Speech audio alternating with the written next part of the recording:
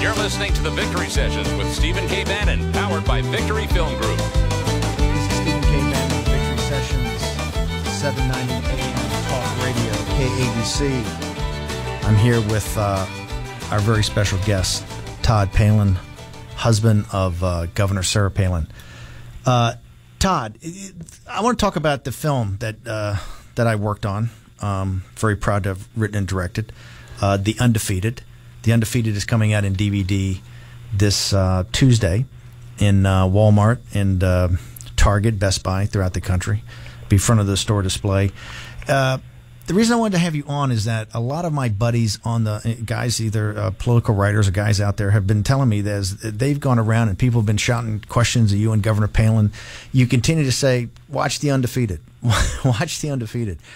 Tell me, why has the movie, you were someone that was there at the time, why has it moved you, or what do you see about the film that you tell people, I need you to watch it, go watch it? Well, how you doing, Steve? Doing good, sir. Talk about The Undefeated.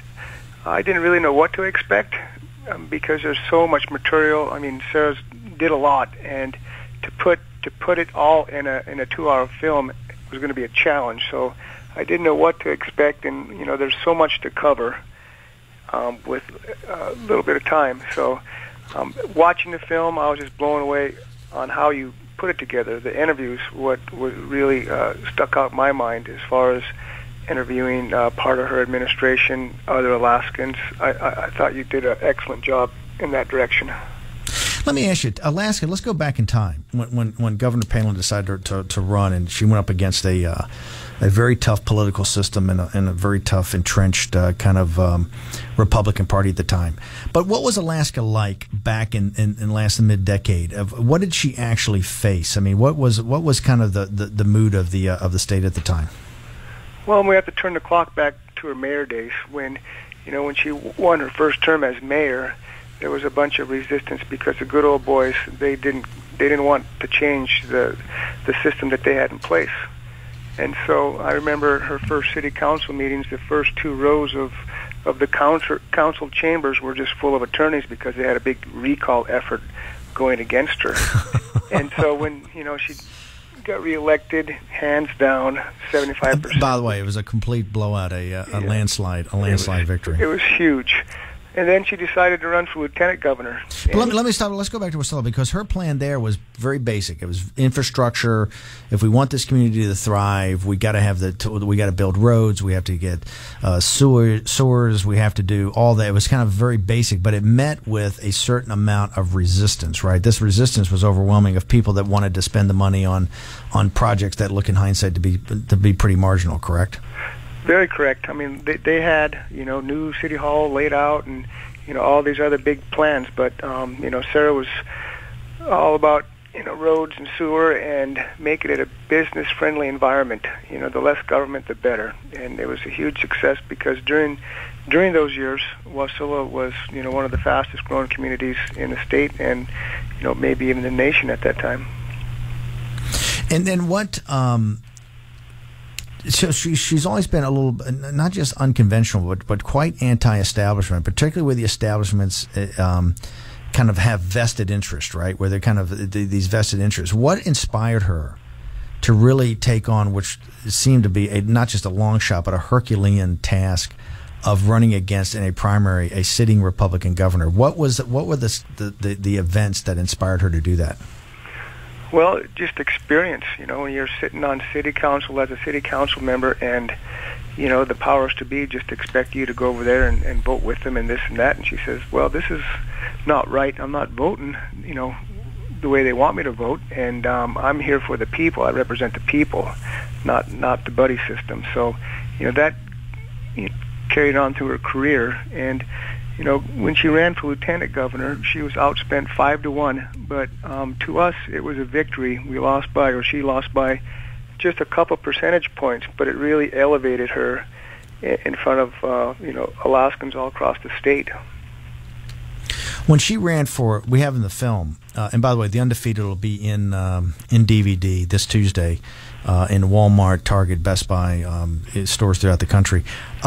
My guest is Todd Palin, husband of Governor Palin, who is the topic of The Undefeated. you announced that. I think we've got the footage, and actually the film we showed that you announced for governor in your living room of your home. She was a long shot at that time, right? She had, I mean, and you're saying she was outspent 5-1 for lieutenant governor.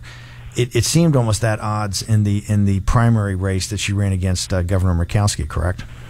Correct, and you know, it's one thing to run against the sitting Republican governor in a Republican primary, and so we knew there was going to be a huge challenge, but Alaskans were disappointed in the direction that he was taking the state, and they wanted that change, and you know, she offered that up, and the voters decided that they, you know, chose her for the primary, and then going up against two-term, well-liked Tony Knowles, you know, was a big obstacle to overcome, but you know, she beat him as well.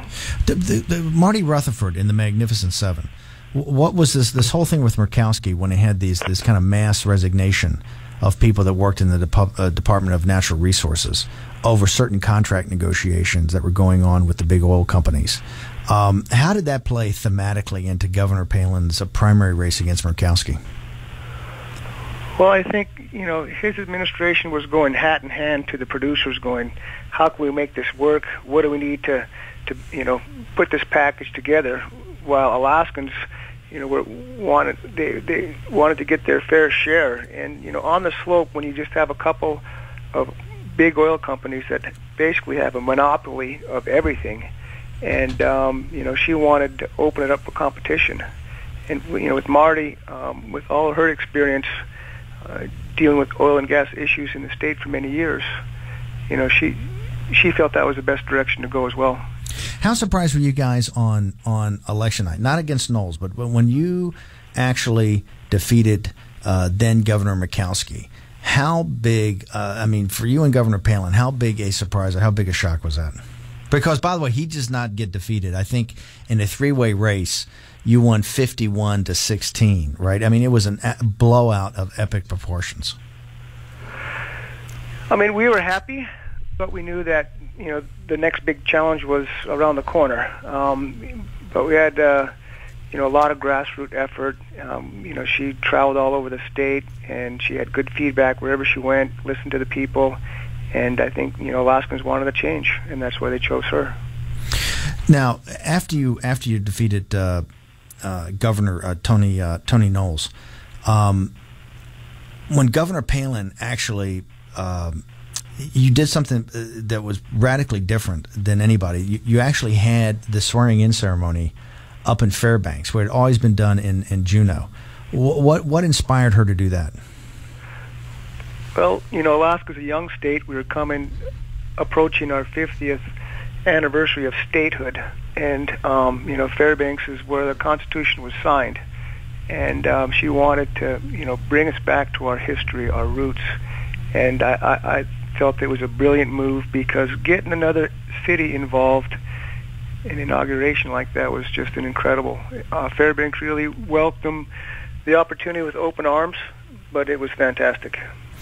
You know, it's quite interesting when we showed in the film her inaugural speech that she gave that day. It was, I mean, she was quite upfront that she was there to make, you know, what we call sudden and relentless reform. She was not coming in as a caretaker governor. She had run on a platform of reform against crony capitalism, against the permanent political class, and she laid it out that she was there to make change. How was that speech received? Well, the speech was awesome, and it was received by the Alaskans that were there. You know, independent, Democrat, and Republican. I think you interviewed one of the House representatives who was a Democrat and who felt the speech was very good, very Alaskan speech, saying stuff like, hold my feet to the fire, and I'm here to serve you. People were kind of blown away because they hadn't heard that before. No, it was very refreshing. My guest is Todd Palin, husband of Governor Sarah Palin. We're going to be back in a moment on the Victory Sessions to talk about Governor Palin's term as governor of Alaska. We'll be back in a moment.